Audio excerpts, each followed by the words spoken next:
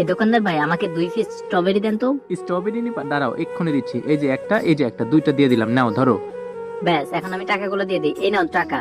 AC, এই 2 টাকাতে কি হয়? আজকাল 2 টাকাতে কিছু হয় নাকি? যাও এখান থেকে সরো। ফলের দাম হচ্ছে 50 টাকা, তুমি 2 টাকা নিয়ে আসছো ফল কিনতে? যাও যাও সরো আগে এখান থেকে, যত সব। আজকে পকেটে টাকা নেই বলে ফলওয়ালারা ফল দিতে চায় না, দেখছো? যাক এখানে আমি বসে থাকি, ইস কি গরম পড়ছে রে।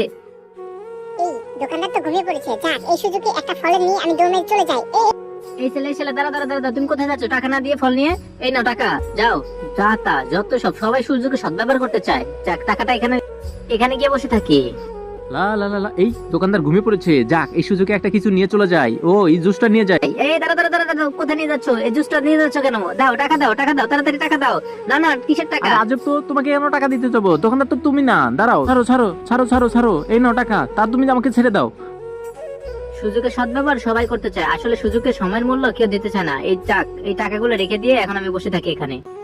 যাক, মেয়েটাকে মনে হয় ভাবছিলাম খারাপ, কিন্তু না, আসলে আমার অনেক উপকার করে দিয়েছে। যাক এই মেয়েটাকে আমি ফিরে ফিরে নিয়ে এসে সবকিছু দিয়ে দিই। আসো আসো, এই নাও, তোমাকে আমি স্ট্রবেরিও দিয়ে দিলাম, কলা দিয়ে দিলাম, আবার হচ্ছে